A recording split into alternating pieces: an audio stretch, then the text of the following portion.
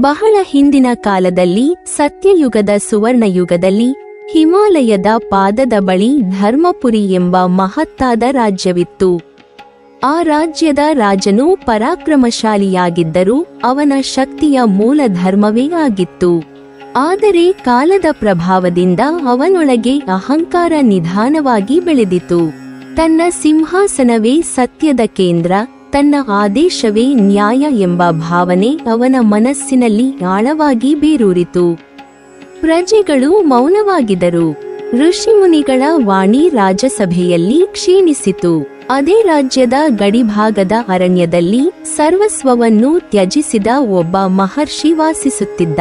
ಅವನ ಹೆಸರು ಆತ್ಮರಾಜ. ಅವನಿಗೆ ಸಿಂಹಾಸನವಿರಲಿಲ್ಲ, ಕಿರೀಟವಿರಲಿಲ್ಲ.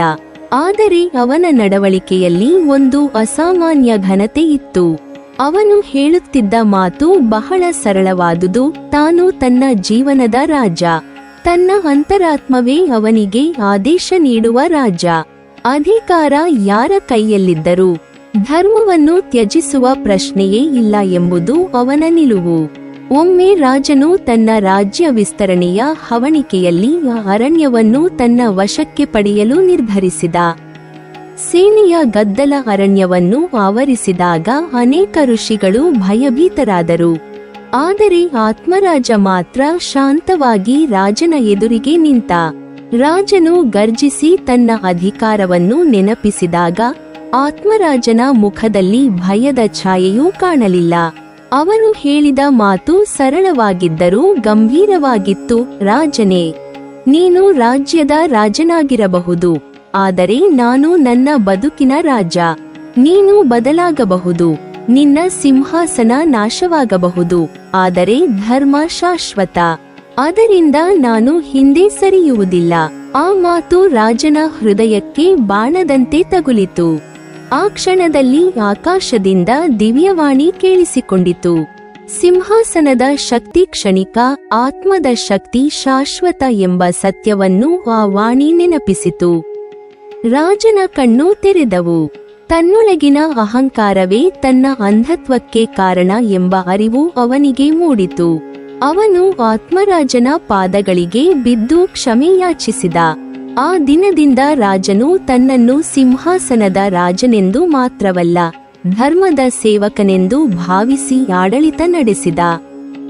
ಧರ್ಮಪುರಿ ಮತ್ತೆ ನ್ಯಾಯ ಮತ್ತು ಸತ್ಯದ ನಾಡಾಯಿತು. ಈ ಪೌರಾಣಿಕ ಕಥೆ ಕೇವಲ ಭೂತಕಾಲದ ಘಟನೆ ಅಲ್ಲ, ಅದು ಪ್ರತಿಯೊಬ್ಬ ಮಾನವನ ಜೀವನದ ಪ್ರತಿಬಿಂಬ.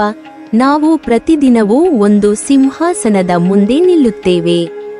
ಅದು ಅಧಿಕಾರವಾಗಿರಬಹುದು, ಹಣವಾಗಿರಬಹುದು, ಸಮಾಜದ ಒತ್ತಡವಾಗಿರಬಹುದು, ಅಥವಾ ನಮ್ಮದೇ ಭಯವಾಗಿರಬಹುದು. ಅಲ್ಲಿ ನಾವು ತೀರ್ಮಾನ ಮಾಡಬೇಕಾಗುತ್ತದೆ. ನಾವು ನಮ್ಮ ಜೀವನದ ರಾಜರಾಗಬೇಕೋ ಇಲ್ಲವೇ ಯಾವ ರಾಜನಿದ್ದರೂ ನಾನು ನನ್ನ ಮೌಲ್ಯಗಳಂತೆ ನಡೆಯುತ್ತೇನೆ ಎಂಬ ದೃಢತೆಯನ್ನು ತೋರಬೇಕು ಎಂದು. ನಮ್ಮ ಬದುಕಿನಲ್ಲಿ ನಾನೇ ರಾಜ ಎಂಬ ಭಾವನೆ ಬೆಳೆದಾಗ ನಾವು ನಮ್ಮ ತಪ್ಪುಗಳಿಗೆ ಹೊಣೆ ಹೊರುತ್ತೇವೆ, ನಮ್ಮ ನಿರ್ಧಾರಗಳಿಗೆ ಜವಾಬ್ದಾರರಾಗುತ್ತೇವೆ. ಇತರರನ್ನು ದೋಷಾರೋಪ ಮಾಡುವುದನ್ನು ಬಿಟ್ಟು ಆತ್ಮಪರಿಶೀಲನೆಗೆ ಮುಂದಾಗುತ್ತೇವೆ. ಅದೇ ಸಮಯದಲ್ಲಿ ರಾಜ ಯಾರಾದರೇನು, ನಾನು ಹೀಗೆ ನಡೆದುಕೊಳ್ಳುತ್ತೇನೆ ಎಂಬ ನಿಲುವು ನಮಗೆ ಧೈರ್ಯವನ್ನು ನೀಡುತ್ತದೆ. ಅನ್ಯಾಯವನ್ನು ಮೌನವಾಗಿ ಒಪ್ಪಿಕೊಳ್ಳದೆ, ಶಾಂತವಾಗಿ ಆದರೆ ದೃಢವಾಗಿ ವಿರೋಧಿಸುವ ಶಕ್ತಿ ನಮ್ಮೊಳಗೆ ಹುಟ್ಟುತ್ತದೆ. ಈ ಎರಡೂ ನಿಲುವುಗಳು ಸೇರಿ ಜೀವನಕ್ಕೆ ಘನತೆಯನ್ನು ತರುತ್ತವೆ. ಘನತೆ ಎಂದರೆ ಅಹಂಕಾರವಲ್ಲ, ಅದು ಆತ್ಮಗೌರವ. ಮರ್ಯಾದೆ ಎಂದರೆ ಭಯದಿಂದ ತಲೆಬಾಗುವುದು ಅಲ್ಲ, ಅದು ಮೌಲ್ಯಗಳಿಂದ ನಿಂತು ಬದುಕುವುದು. ಜೀವನದ ಪಯಣದಲ್ಲಿ ನಾವು ಯಾವ ಸ್ಥಾನದಲ್ಲಿದ್ದರೂ, ಯಾವ ಪರಿಸ್ಥಿತಿಯಲ್ಲಿ ಸಿಲುಕಿದ್ದರೂ, ಈ ಕಥೆಯ ಸಾರವನ್ನು ಮನಸ್ಸಿನಲ್ಲಿ ಇಟ್ಟುಕೊಂಡರೆ ನಮ್ಮ ನಡೆ ಸರಿಯಾಗುತ್ತದೆ. ಮಾನವ ಜೀವನವು ಕೇವಲ ಉಸಿರಾಡುವುದಕ್ಕೆ ಸೀಮಿತವಲ್ಲ, ಅದು ಒಂದು ನಿರಂತರ ಪ್ರಯಾಣ, ಆಲೋಚನೆಗಳ, ನಿರ್ಧಾರಗಳ ಮತ್ತು ನಡವಳಿಕೆಯ ಸಂಕಲನ. ಈ ಪ್ರಯಾಣದಲ್ಲಿ ವ್ಯಕ್ತಿಯು ಯಾವ ಮೌಲ್ಯಗಳನ್ನು ಹಿಡಿದು ನಡೆಯುತ್ತಾನೆ ಎಂಬುದೇ ಅವನ ಬದುಕಿನ ಅರ್ಥವನ್ನು ನಿರ್ಧರಿಸುತ್ತದೆ. ಸಮಾಜದಲ್ಲಿ ಅನೇಕ ಜನರು ಬದುಕುತ್ತಾರಾದರೂ ಎಲ್ಲರ ಬದುಕಿಗೂ ಘನತೆ ಮತ್ತು ಮರ್ಯಾದೆ ಇರುವುದಿಲ್ಲ. ಏಕೆಂದರೆ ಘನತೆಯ ಬದುಕು ಹೊರಗಿನ ಸೌಲಭ್ಯಗಳಿಂದಲ್ಲ, ಒಳಗಿನ ಆತ್ಮಗೌರವದಿಂದ ನಿರ್ಮಾಣವಾಗುತ್ತದೆ. ಈ ಹಿನ್ನೆಲೆ ನೋಡಿದರೆ ಜೀವನದಲ್ಲಿ ಎರಡು ಪ್ರಮುಖ ನಿಲುವುಗಳ ಪೈಕಿ ಯಾವುದಾದರೂ ಒಂದನ್ನು ವ್ಯಕ್ತಿಯು ಅನುಸರಿಸಲೇಬೇಕು ಎಂಬ ವಿಚಾರ ಸ್ಪಷ್ಟವಾಗುತ್ತದೆ. ಅವುಗಳೆಂದರೆ ನಾನೇ ರಾಜ ಎಂದು ತಿಳಿದು ನಡೆಯುವುದು ಅಥವಾ ರಾಜ ಯಾರಾದರೇನು, ನಾನು ನಡೆದುಕೊಳ್ಳುವುದೇ ಹೀಗೆ ಎಂದು ದೃಢವಾಗಿ ನಿಲ್ಲುವುದು. ಈ ಎರಡು ನಿಲುವುಗಳು ವ್ಯಕ್ತಿಯ ಆತ್ಮಬಲ, ಸ್ವಾಭಿಮಾನ ಮತ್ತು ಸ್ವತಂತ್ರ ಚಿಂತನೆಯ ಪ್ರತೀಕಗಳಾಗಿವೆ. ಮೊದಲನೆಯ ನಿಲುವು ನಾನೇ ರಾಜ ಎಂಬ ಭಾವನೆ ಅಹಂಕಾರವಲ್ಲ, ಅದು ಹೊಣೆಗಾರಿಕೆಯ ಸಂಕೇತ. ರಾಜ ಎಂದರೆ ತನ್ನ ಪ್ರಜೆಗಳ ಕಷ್ಟ ಸುಖಗಳಿಗೆ ಹೊಣೆಗಾರನಾಗಿರುವವನು. ಅದೇ ರೀತಿ ನಾನೇ ರಾಜ ಎಂದು ಭಾವಿಸುವ ವ್ಯಕ್ತಿ ತನ್ನ ಜೀವನದ ಒಳ್ಳೆಯದು ಕೆಟ್ಟದಕ್ಕೆ ತಾನೇ ಕಾರಣ ಎಂದು ಅರಿತು ಬದುಕುತ್ತಾನೆ.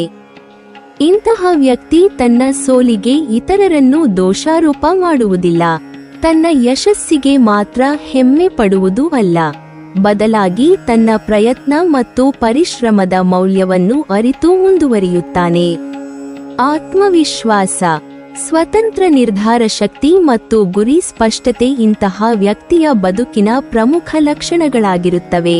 ಈ ನಿಲುವು ಹೊಂದಿರುವ ವ್ಯಕ್ತಿ ಪರಿಸ್ಥಿತಿಗಳನ್ನಾಗುವುದಿಲ್ಲ, ಬದಲಾಗಿ ಪರಿಸ್ಥಿತಿಗಳನ್ನು ತನ್ನ ಅನುಕೂಲಕ್ಕೆ ತಿರುಗಿಸಿಕೊಳ್ಳುವ ಶಕ್ತಿಯನ್ನು ಬೆಳೆಸಿಕೊಳ್ಳುತ್ತಾನೆ. ಅವನು ಬೇರೆಯವರ ಮೆಚ್ಚುಗೆಗಾಗಿ ಬದುಕುವುದಿಲ್ಲ, ತನ್ನ ಅಂತರಾತ್ಮದ ಒಪ್ಪಿಗೆಗಾಗಿ ಬದುಕುತ್ತಾನೆ. ಈ ಕಾರಣದಿಂದಲೇ ಅವನ ಬದುಕಿನಲ್ಲಿ ಒಂದು ಒಳಗಿನ ಘನತೆ ಮೂಡುತ್ತದೆ. ಅವನು ಶ್ರೀಮಂತನಾಗಿರಲಿ ಅಥವಾ ಸಾಮಾನ್ಯನಾಗಿರಲಿ, ಅವನ ನಡೆ ನಡವಳಿಕೆಯಲ್ಲಿ ಒಂದು ರಾಜಸಿಕತೆ ಕಾಣಿಸುತ್ತದೆ. ಇನ್ನೊಂದು ನಿಲುವು ರಾಜ ಯಾರಾದರೇನು, ನಾನು ನಡೆದುಕೊಳ್ಳುವುದೇ ಹೀಗೆ ಎಂಬ ಭಾವನೆ ಧೈರ್ಯ ಮತ್ತು ಸತ್ಯನಿಷ್ಠೆಯ ಪ್ರತೀಕ. ಇಲ್ಲಿ ರಾಜ ಎಂದರೆ ಕೇವಲ ವ್ಯಕ್ತಿಯಲ್ಲ, ಅದು ಅಧಿಕಾರ, ವ್ಯವಸ್ಥೆ, ಸಮಾಜದ ಒತ್ತಡ ಅಥವಾ ಕಾಲಘಟ್ಟವೂ ಆಗಿರಬಹುದು. ಇಂತಹ ನಿಲುವು ಹೊಂದಿರುವ ವ್ಯಕ್ತಿ ಅಧಿಕಾರದ ಮುಂದೆ ತಲೆಬಾಗುವುದಿಲ್ಲ, ಅನ್ಯಾಯವನ್ನು ಕಂಡಾಗ ಮೌನವಾಗುವುದಿಲ್ಲ, ತನ್ನ ಮೌಲ್ಯಗಳು ಎಷ್ಟು ಕಷ್ಟಕ್ಕೆ ಸಿಲುಕಿದರೂ ಅವುಗಳನ್ನು ತ್ಯಜಿಸುವುದಿಲ್ಲ. ಇತಿಹಾಸದಲ್ಲಿ ಅನೇಕ ಮಹಾತ್ಮರು ಈ ನಿಲುವಿನ ಪ್ರತೀಕಗಳಾಗಿದ್ದಾರೆ. ಅವರು ರಾಜರ ವಿರುದ್ಧ ನಿಂತರೂ ಸತ್ಯ ಮತ್ತು ಧರ್ಮದ ಮಾರ್ಗವನ್ನು ಬಿಡಲಿಲ್ಲ, ಏಕೆಂದರೆ ಅವರಿಗೆ ಗೊತ್ತಿತ್ತು ಅಧಿಕಾರ ಶಾಶ್ವತವಲ್ಲ, ಆದರೆ ಆತ್ಮಗೌರವ ಶಾಶ್ವತ. ಇಂತಹ ವ್ಯಕ್ತಿಗಳು ತಾತ್ಕಾಲಿಕವಾಗಿ ಸಂಕಷ್ಟಗಳನ್ನು ಎದುರಿಸಬಹುದು, ಆದರೆ ಅಂತಿಮವಾಗಿ ಅವರು ಸಮಾಜದ ಗೌರವವನ್ನು ಪಡೆದುಕೊಳ್ಳುತ್ತಾರೆ. ಅವರ ಬದುಕೆ ಮುಂದಿನ ಪೀಳಿಗೆಗೆ ಮಾರ್ಗದರ್ಶಕವಾಗುತ್ತದೆ. ಈ ಎರಡೂ ನಿಲುವುಗಳ ಮಧ್ಯೆ ಇರುವ ಸಾಮ್ಯವೆಂದರೆ ಎರಡೂ ಸ್ವಾಭಿಮಾನದಿಂದ ಹುಟ್ಟಿದವು. ಜೀವನದಲ್ಲಿ ಈ ಎರಡನ್ನೂ ತ್ಯಜಿಸಿ ಎಲ್ಲದಕ್ಕೂ ಬಾಗಿಕೊಂಡು ಬದುಕುವವನು ಒಳಗಿನಿಂದ ಖಾಲಿಯಾಗುತ್ತಾನೆ. ಇತರರ ಇಚ್ಛೆಗೆ ತಕ್ಕಂತೆ ಬದುಕುತ್ತಾ ತನ್ನ ಅಸ್ತಿತ್ವವನ್ನೇ ಮರೆತು ಬಿಡುತ್ತಾನೆ. ಅಂತಹ ಬದುಕಿನಲ್ಲಿ ಶಾಂತಿಯೂ ಇಲ್ಲ, ಸಂತೋಷವೂ ಇಲ್ಲ. ಇದ್ದರೂ ಅದು ತಾತ್ಕಾಲಿಕ ಮತ್ತು ಮೇಲ್ಮೈಯದಲ್ಲೇ ಸೀಮಿತವಾಗಿರುತ್ತದೆ. ಇಂದಿನ ಸಮಾಜದಲ್ಲಿ ಸ್ಪರ್ಧೆ, ಅಸಮಾನತೆ ಮತ್ತು ಒತ್ತಡಗಳು ಹೆಚ್ಚಾಗಿವೆ. ಇಂತಹ ಸಂದರ್ಭದಲ್ಲಿ ವ್ಯಕ್ತಿಯು ತನ್ನ ಆತ್ಮಬಲವನ್ನು ಕಾಪಾಡಿಕೊಳ್ಳುವುದು ಅತ್ಯಂತ ಅಗತ್ಯ. ಎಲ್ಲ ಸಂದರ್ಭದಲ್ಲೂ ಗೆಲ್ಲುವುದಕ್ಕಿಂತ ಎಲ್ಲ ಸಂದರ್ಭದಲ್ಲೂ ತನ್ನ ಮೌಲ್ಯಗಳನ್ನು ಕಾಪಾಡಿಕೊಳ್ಳುವುದು ಮುಖ್ಯ. ಇದಕ್ಕೆ ಈ ಎರಡೂ ನಿಲುವುಗಳು ಮಾರ್ಗದರ್ಶಕಗಳಾಗುತ್ತವೆ. ಸಂದರ್ಭಕ್ಕೆ ತಕ್ಕಂತೆ ಕೆಲವೊಮ್ಮೆ ರಾಜನಂತೆ ಹೊಣೆಗಾರಿಕೆಯನ್ನು ಹೊತ್ತು ನಡೆಯಬೇಕು, ಇನ್ನೊಮ್ಮೆ ರಾಜನಿಗೂ ಬಗ್ಗದ ದೃಢತೆಯನ್ನು ತೋರಬೇಕು. ಅಂತಿಮವಾಗಿ ಹೇಳಬೇಕೆಂದರೆ, ಜೀವನದಲ್ಲಿ ಘನತೆ ಮತ್ತು ಮರ್ಯಾದೆ ಹೊರಗಿನಿಂದ ದೊರಕುವ ವಸ್ತುಗಳಲ್ಲ, ಅವು ವ್ಯಕ್ತಿಯ ಒಳಗಿನ ನಿಲುವಿನಿಂದಲೇ ಹುಟ್ಟುತ್ತವೆ.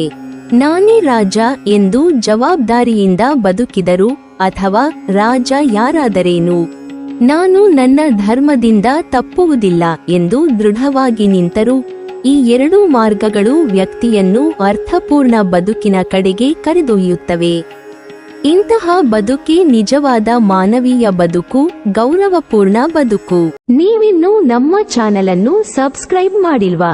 ಹಾಗಾದರೆ ಈ ಕೂಡಲೇ ನಮ್ಮ ಇಂದ್ರಜಾಲ ಚಾನೆಲ್ ಅನ್ನು ಸಬ್ಸ್ಕ್ರೈಬ್ ಮಾಡಿ ಮತ್ತು ಪಕ್ಕದಲ್ಲಿರುವ ಬೆಲ್ ಐಕಾನ್ ಅನ್ನು ಕ್ಲಿಕ್ ಮಾಡಿದರೆ ನಮ್ಮ ಹೊಸ ವಿಡಿಯೋಗಳನ್ನ ನೀವು ನೋಡಬಹುದು.